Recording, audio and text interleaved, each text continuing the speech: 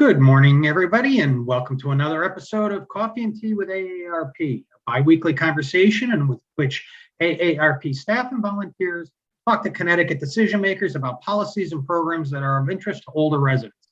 My name is John Erlingheuser, and I'm the Director of Advocacy and Community Outreach at AARP Connecticut. And I'm very pleased this morning to be joined by one of our great AARP Connecticut volunteers, Mr. Art Marcelynas. Thanks for being with us today, Art. And why don't you tell our folks a little bit about what you do for AARP and prior to retiring, what you did in your background prior to that? Thanks, John. Primarily, most of my career is spent with the Public Utilities Regulatory Authority. Out of college, I did some food service work, food service management, but for about 32 years, I worked at PURA, regulating the Connecticut's electric utilities. In that role, I did rate setting.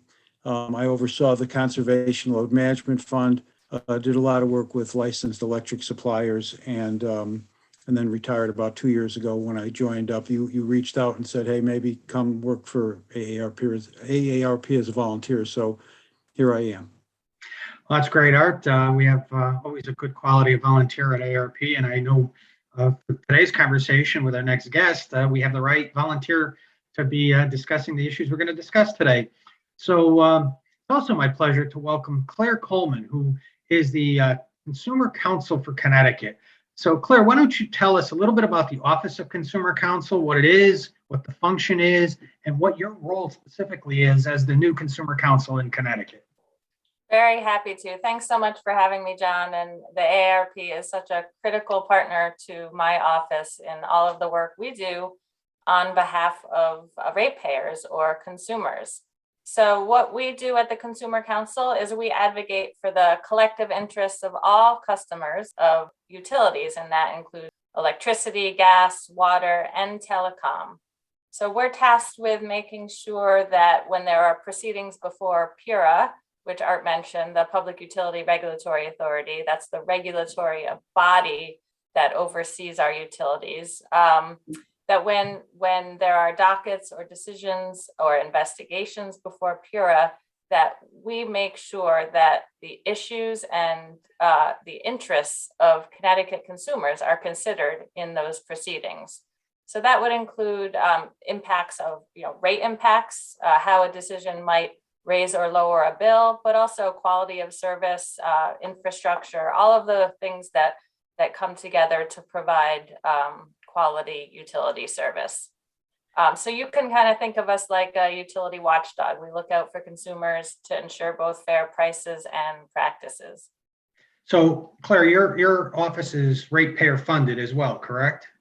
Yes, our office is ratepayer funded. So we fund you to work and advocate on behalf of our interests. And not every state has a consumer counsel, correct? That is correct. There's over 20 across the state. I should have the number directly on me, but has been an increasing practice because states that do have consumer counsel offices, sometimes they're called, consumer advocates, sometimes they're consumer counsel or an office of public advocate, but there are extensive benefits to having an office specifically representing the interests of consumers, ensuring in rate cases that issues are considered that can result in millions of dollars of savings for ratepayers. So I'd like to say it's a growing trend. Well, we in AARP, I know, are working in the states across the country to get consumer counsels or consumer advocates offices like yours. And the interesting thing is we have probably the strongest consumer advocates office in the country, and we use Connecticut as the model in other states as to what the office should be. So with that, I'll kind of let Art chime in here. Great to Claire, hear could that. you share a little bit about your background, say, a little bit about your career before becoming the Consumer Counsel and how that experience might help you in your current role advocating for ratepayers? Absolutely. Thank you for that question. And I should say I'm especially pleased to be here at this time. I was just confirmed by the Senate on Wednesday. So my confirmation process is complete. And I'm excited to start this 5-year term as the Connecticut Consumer Counsel.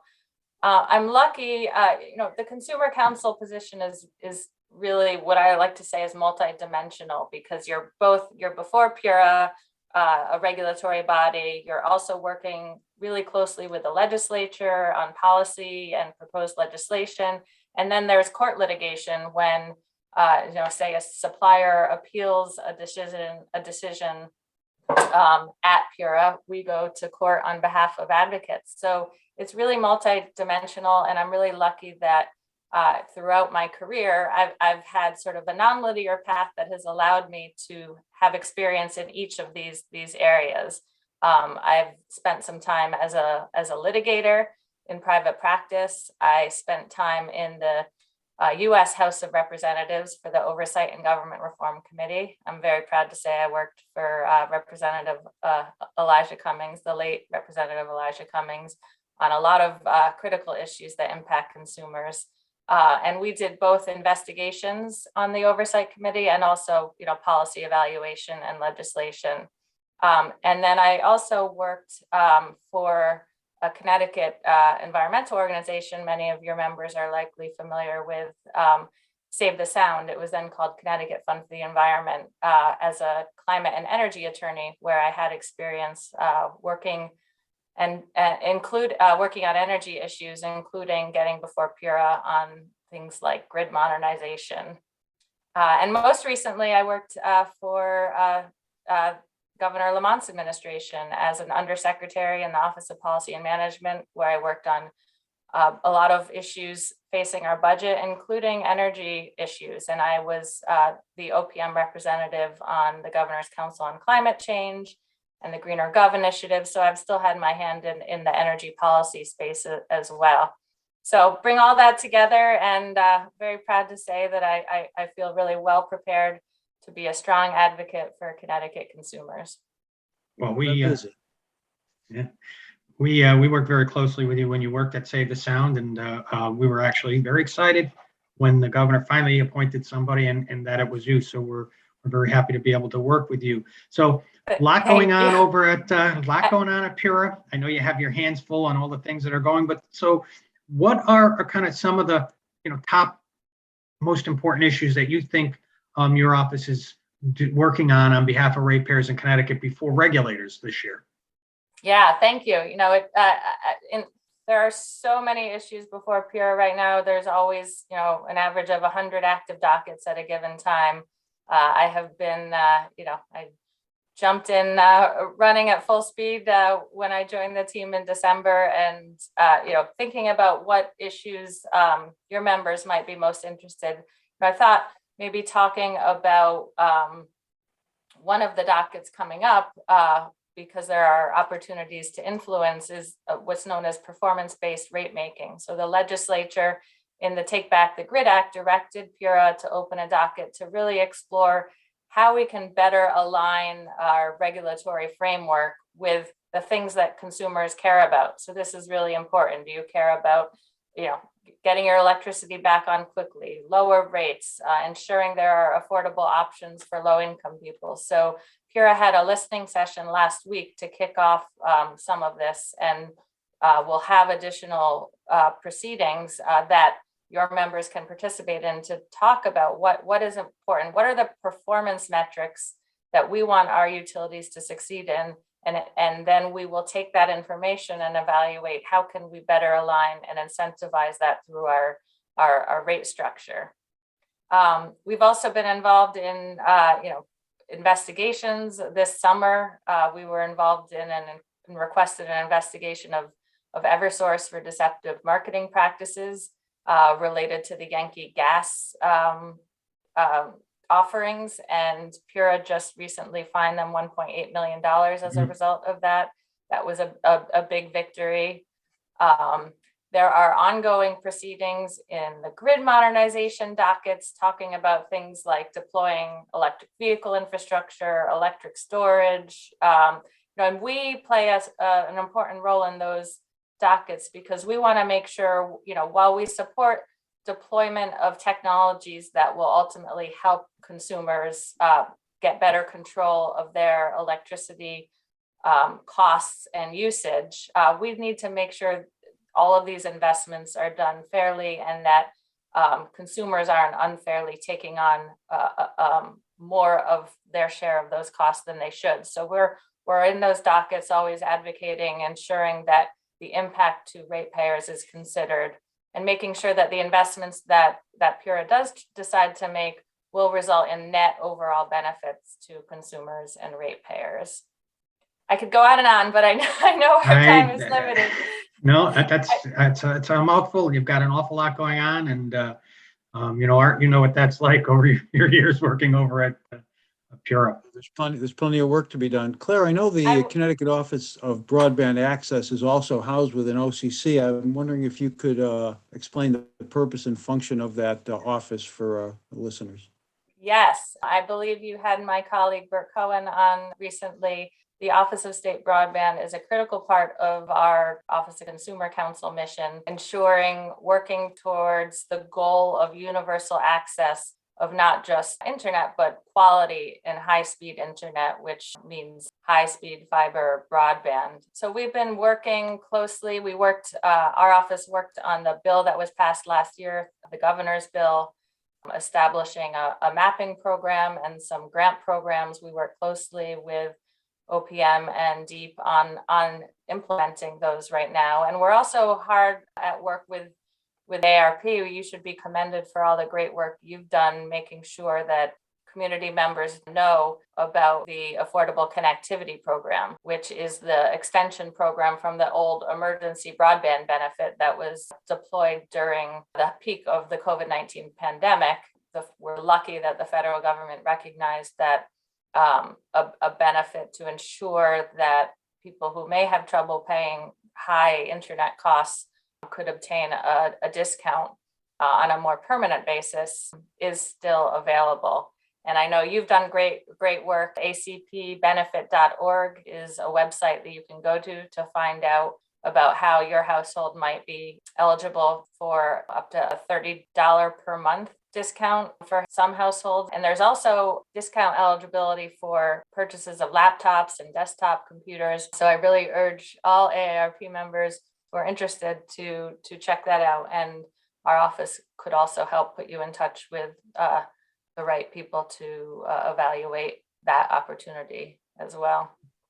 Yeah, we did a telephone town hall with your office, with the Office of Broadband Access within OCC, and we have had our volunteers calling up for prospective eligible recipients about the program, and we're going to continue doing it. And I really appreciate you bringing up that program and telling folks where they can go to get some information. Now, we work very closely. Oh yeah, go ahead.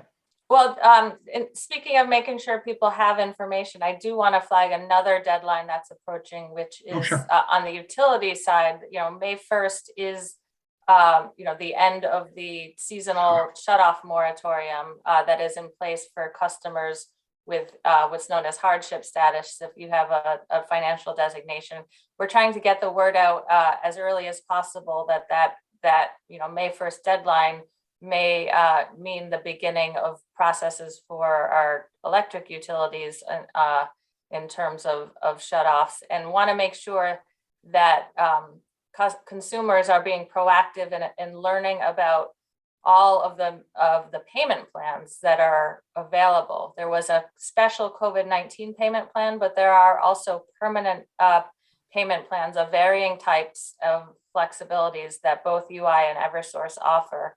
So we're just urging consumers, if you're concerned about arrearages or back bills that you may still owe, to please get in touch with them proactively, because being on a payment plan could protect you from any shutoff initiations. So Claire, let's talk just a little bit now. Working with your predecessor, AARP worked very closely with your predecessor and with Art in his past life over at PURA around third-party electric suppliers, and outreach and education and advocacy on that area. So what are some of the things that the Office of Consumer Counsel does in that area to help keep people informed about what they should know about some of these third-party electric suppliers? Yeah, great question. And yes, working on ensuring that consumers are protected against abusive predatory practices is a core part of our mission at the OCC. And we have really valued the partnership with the AARP on these issues over the years. What our office does currently is we're monitoring price offerings of third-party suppliers and benchmarking that against standard service. We issue a monthly notice that has that data. Just to give your members an idea, currently there are about 32 different suppliers serving residential customers in Connecticut. We used to have over 40, but many have actually been terminated in the state as a result of some of the work we've done before PURA to show that they have not been providing the required disclosures or may have used misleading marketing practices. Since, just to give you a big overall picture, since January of 2015, customers on a supplier contract, not the standard UI or Eversource service, but a private third-party provider, have paid about $310 million more than customers on the EDC standard service rate. So this is a collective number over time, but it just shows that you have to be very, very careful when being approached by third-party suppliers and ensure that you are making a decision that will benefit your household as opposed to harming it. So I'd urge members, if you receive any unsolicited calls about savings, just make sure that you're doing careful comparison shopping. Well, I'm going to give Art a chance to plug the thing that he has gotten to be probably the best in the country for access to information about suppliers. Art, where should people go?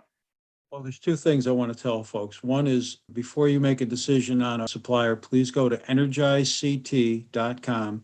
There's a thing we call the rate board where suppliers post their offers. You should always go there to compare before you take a mail order offer or a phone or a door-to-door solicitation. And the second thing is, Connecticut's got the best information in the country because it appears right on the first page of residential electric bills. Many customers we've found, John could probably vouch for this, don't look at that information. It's a summary of what the supplier is providing, the termination of the contract, the price you would have paid to Eversource, and a price comparison.